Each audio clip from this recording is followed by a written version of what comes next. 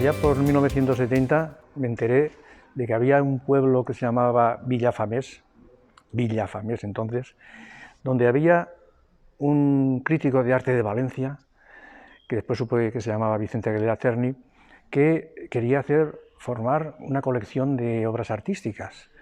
Bueno, quería hacer un museo. Y yo me quedé sorprendido porque digo, bueno, en un pueblo pequeño del interior, un museo y un museo de arte contemporáneo, vamos, me resultó algo inaudito. Así que me preocupé enterarme y de alguna forma me sumé a esa propuesta o ese interés que concitó Aguilera. Entonces hice un cuadro de reminiscencia social y lo traje aquí al museo. Bien, con el tiempo fui conociendo más a fondo a Vicente Aguilera Cerny, tanto en Valencia, en algunas reuniones, como aquí en el propio museo, pues formé parte de varias juntas directivas. También hice una exposición que fue de las primeras que se hicieron individuales. Ahora se cumple, justamente el 31 de agosto se cumplen 39 años. Aguilera Cerny era una persona seria, pero al mismo tiempo muy sensible y que sabía escuchar. Claro, eso me llamó la atención, porque gente del peso intelectual como Aguilera Cerny, que comenten, que digan su opinión, que sienten cátedra, es normal, es muy habitual, pero que sepa escuchar me llamó mucho la atención y además sabía escuchar con cariño y con afecto, que es lo que ha permitido que la gente del pueblo de Villafamés se interesase no solamente por su persona, no solamente por su proyecto, sino por la cultura. Nunca descuidó su labor como ensayista, como crítico de arte, como historiador, que tenía en el fondo también en la mente tenía el que se internacionalizase el museo.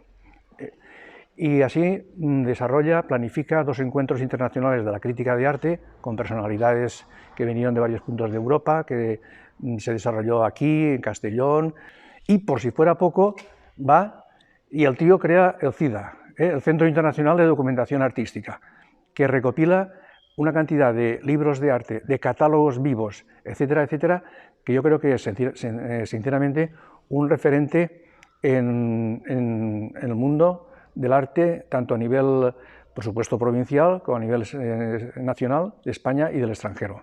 Cuando se formaba el museo, empezaban los artistas, empezábamos a traer obras y tal, o una obra, una especie de escultura, que era un ataúd, y encima habían unos sostenes, unos pomposos sujetadores.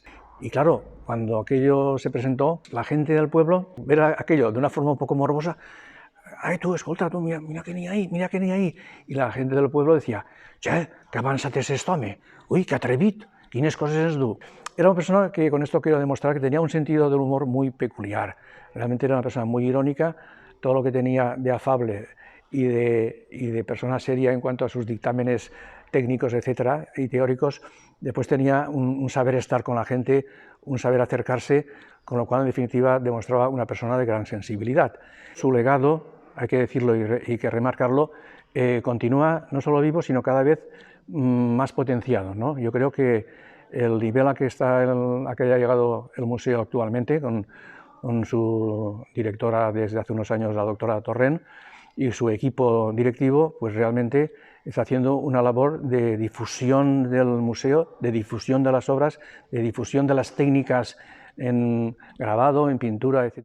Y que, en definitiva, la cultura esté al servicio de todos. Un gran deseo de socialización, de llevar el arte a la gente. O sea, la idea clásica del arte y la vida y el arte era, yo creo, uno de los ejes motrices que mantenían su tensión en todo el desarrollo de su faceta vital y de su faceta teórica.